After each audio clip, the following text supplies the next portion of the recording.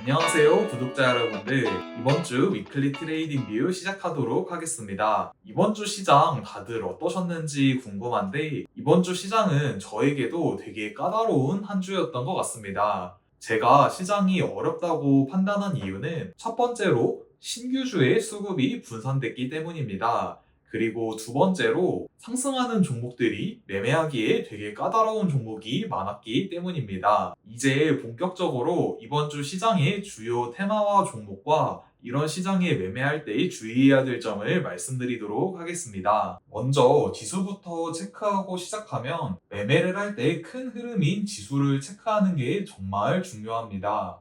이렇게 지수가 21선 아래에서 유지되고 거래대금도 지금 지속적으로 감소하고 있는데, 이런 하락장에는 같은 조건에 있는 종목이라도 사람들의 심리 상태가 좋지 않고 시장에 돈이 잘 돌지 않는 상황이기 때문에 상승하다가도 윗꼬리를 다는 종목이 많고 수익을 내기 쉽지 않은 시장입니다. 이런 시장에는 매매 금액도 축소하셔야 되고, 매매를 할 때 보통보다 더 까다로운 조건을 적용해서 확신이 없을 때에는 매매를 쉬고 관망하는 것이 좋습니다. 이번 주 주요 테마를 살펴보면 먼저 가장 강했던 테마로 원전 테마를 확인해 볼 수 있습니다.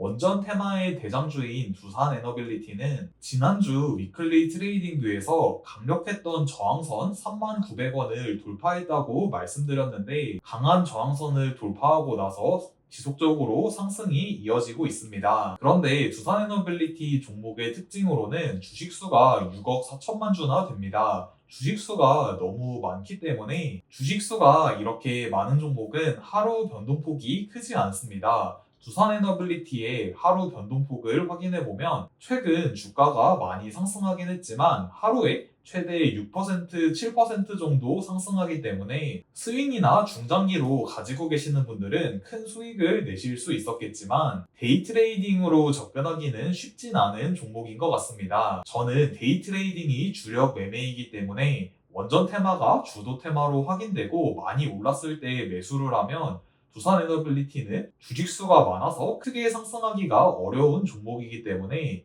그날에는 먹을 게 별로 없어서 공략하기 어려운 것 같습니다. 그런데 이런 두산에너빌리티 같은 종목이 테마가 더 과열돼서 광기가 붙어서 하루에 10% 이상씩 상승하기 시작한다면 그때는 데이 트레이딩으로 공략하기가 조금 더 수월할 것 같습니다. 그리고 원전 테마주 중 금요일에는 현대건설도 11% 상승했습니다. 현대건설이 최근 이렇게 우상향하는 추세로 움직이고 있었는데 금요일 원전 테마가 주도 테마가 되면서 이렇게 급등하는 모습이 나왔습니다. 그리고 원전 테마 중소형주 중 에너토크는 상한가로 마감했습니다. 에너토크의 경우 과거 일봉 차트를 확인해보면 2024년 5월 상한가에 진입하고 다음날 14% 갭상승한 이력이 있습니다. 이렇게 상한가 진입 후 급등하는 적도 있지만 또 다른 날들의 일봉을 확인해보면 이렇게 윗꼬리를 다는 날도 꽤 많은 편입니다. 그리고 이번 주 목요일에는 코로나 테마가 강세를 보였습니다.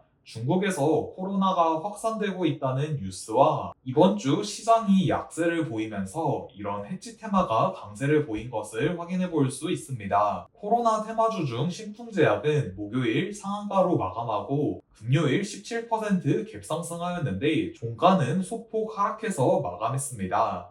코로나 테마주 중 진원생명과학은 목요일 상한가로 마감하고 금요일 약 10% 상승해서 마감하였습니다. 그리고 이번 주는 특히 신규주의 수급이 쏠리는 장세였습니다. 금요일 거래대금 상위를 보면 신규주인 인투셀 그리고 달바글로벌이 상위에 있는 것을 확인해 볼 수 있습니다. 저는 이렇게 신규주의 수급이 집중되는 날 매매하기 되게 까다롭다고 느낍니다. 신규주에 이렇게 거래대금이 쏠리게 되면 상대적으로 다른 강력한 테마가 형성되기 어렵다는 점이 있습니다. 그렇다고 신규주를 매매하기에는 신규주는 주가가 너무 예상하기 힘들게 움직이는 점이 있고 공모주 상장일 시초가만 높게 시작하고 장중 계속 흘러내리는 경우가 많기 때문에 그렇다고 신규주를 매매하기도 까다롭습니다. 이제 다음 주 대응 전략에 대해서 말씀해 드리면 최근 지수도 하락세이고 거래대금도 줄고 있기 때문에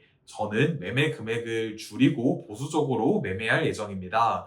그리고 최근 강세인 원전 테마를 잘 체크해 볼 필요가 있습니다. 원전 테마의 특징으로는 두산에너빌리티나 현대건설 같은 대형주는 무거운 종목이기 때문에 데이 트레이딩으로 수익을 내기에는 까다롭다는 점을 체크하실 필요가 있고, 원전 테마의 중소형주 같은 경우는 상승할 때는 크게 상승하는 종목도 많지만 또 윗꼬리를 잘 다는 종목도 굉장히 많기 때문에 이 점 유의하셔서 매매하셨으면 좋겠습니다. 그리고 원전 테마의 경우 시황을 잘 체크해 볼 필요가 있는데, 금요일 원전 테마가 강세를 보였던 이유는 주말 사이 트럼프가 원자력 확대에 대한 행정명령에 서명을 할 것이라는 뉴스가 있었습니다. 그런데 주말 사이 트럼프가 행정명령에 서명을 했습니다. 그래서 월요일 시장에 잘 체크해야 될 점은 금요일에 이미 행정명령 기대감으로 상승했기 때문에 이것이 재료 소멸로 하락할지 또는 본격적인 상승의 시작이 되는지 잘 체크해 보시고 매매를 하셨으면 좋겠습니다.